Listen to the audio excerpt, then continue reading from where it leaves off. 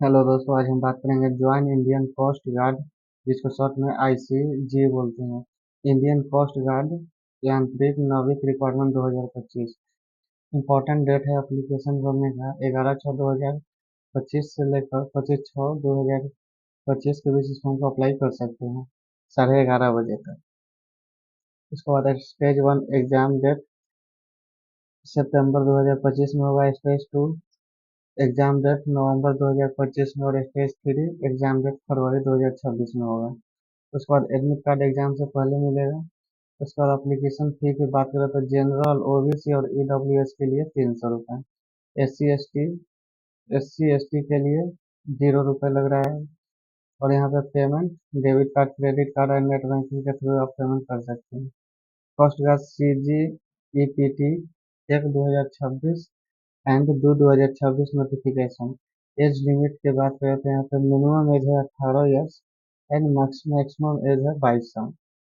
नाविक GT GPT 1/2026 and 2/2026 born between 1/8/2004 से 1/8/2008 के बीच जिन लोगों का जन्म हुआ है वो लोग इस फॉर्म को अप्लाई कर सकते हैं। उसके बाद यांत्रिक 1/2026 बैच बॉर्न बिटवीन 1/3/2004 से 1/3/2008 के बीच के लोग इस फॉर्म को अप्लाई कर सकते हैं।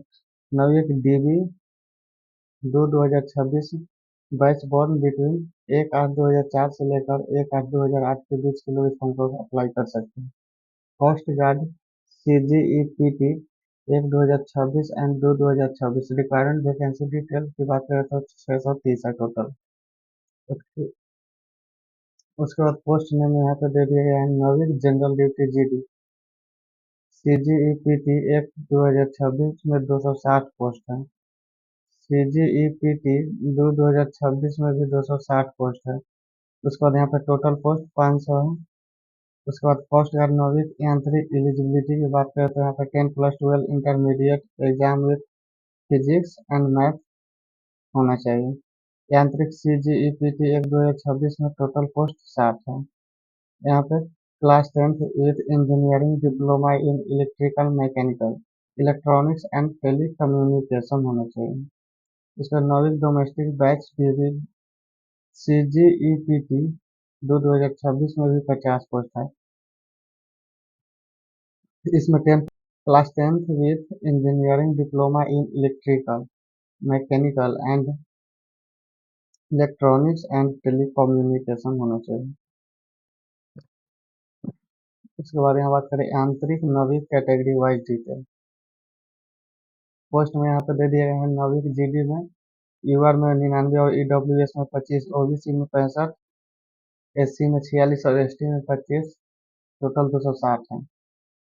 उसके बाद नाविक जीडी 2026 की बात करें तो 104 पोस्ट हैं यूआर में और ईडब्ल्यूएस में 26, ओबीसी में 71, एससी में 40 और एसटी में 19, इसमें भी टोटल 260 पोस्ट है। इस प्रकार आप देख सकते हैं कौन से कैटेगरी में कितने पोस्ट हैं। उसके बाद यहाँ पे नीचे आते हैं, यहाँ पे देखिए अप्लाई ऑनलाइन के सामने क्लिक हेयर का ऑप्शन है, इस पर क्लिक करके आप अप्लाई कर सकते हैं। उसके बाद आइए देखते हैं डाउनलोड नोटिफिकेशन। नोटिफिकेशन में क्या क्या है, रनिंग रनिंग कितना है और टेस्ट कितना है और एग्जाम का टाइमिंग कितना है, उसके बारे में हम लोग जानेंगे। और यहाँ पे बात करें vacancy the tentative number category wise vacancy for the each batch is as. उसके बाद यहाँ पे वहाँ पे भी दिया हुआ था कौन से कैटेगरी में कितने पोस्ट है, उसके बारे में यहाँ पे दे दिया गया है, एक बार और भी देख सकते हैं आप। उसके बाद कहाँ कहाँ पोस्टिंग है, यहाँ पे जम्मू कश्मीर, लद्दाख, दिल्ली, हरियाणा, पंजाब, उत्तर प्रदेश, हिमाचल प्रदेश, उत्तराखंड, चंडीगढ़, उसके बारे में आप देख सकते हैं। उसके बाद नीचे आते हैं, यहाँ पे देखिए live image capture during registration. यदि रजिस्ट्रेशन होता है तो आपका लाइव इमेज लगेगा। उसके बाद बायोमेट्रिक का भी ऑप्शन दिया हुआ है। उसके बाद यहाँ पे डॉक्यूमेंट वेरिफिकेशन भी किया जाएगा। उसके बाद valid original identity proof proof होना चाहिए, जो कि आधार कार्ड या पैन कार्ड या वोटर आईडी या ड्राइविंग लाइसेंस या password. Submitted uploaded online application the candidate processing Aadhaar card are to upload the Aadhaar card as first option for identity proof while filling the online application. यदि आपके पास आधार card है तो आप first में आधार card ही देना होगा। उसको आधार कार्ड नहीं है तो पैन कार्ड भी दे सकते हैं, लेकिन फर्स्ट में आपको आधार कार्ड है तो आधार कार्ड ही देना है। उसके बाद यदि बात करें तो one print out of e-admit card. Printout of e-admit card will be accepted provided the candidate photograph and all other details are clearly visible, legible. True in no passport size color photograph same as upload online application. Passport size photo colour graph में होना चाहिए, उसके बाद ही आप application को upload कर सकते हैं।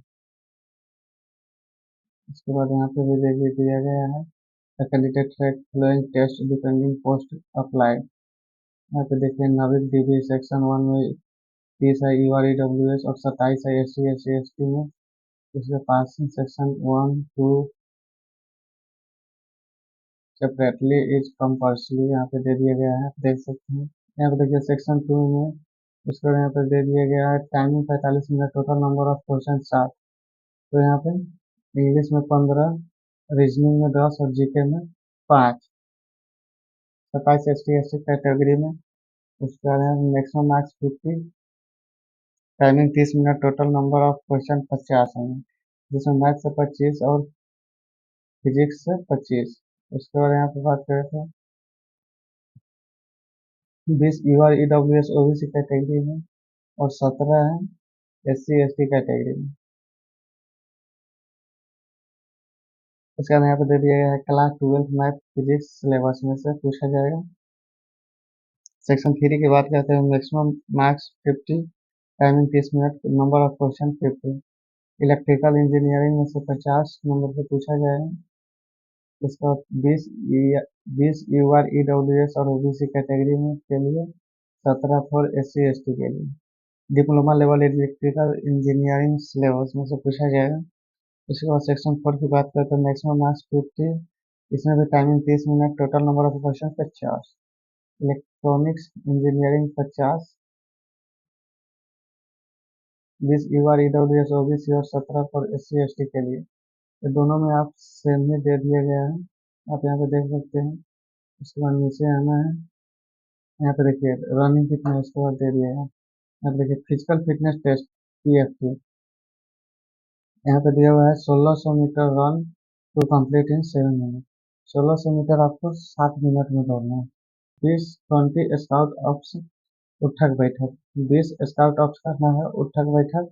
उसके बाद 10 पुशअप करना है। All three tested of PFT are the carried out in continuity without any break. Any break in three tests will be lead failing the PFT. आपको बिना ब्रेक के तीनों काम करना है। उसके बाद नीचे आते हैं,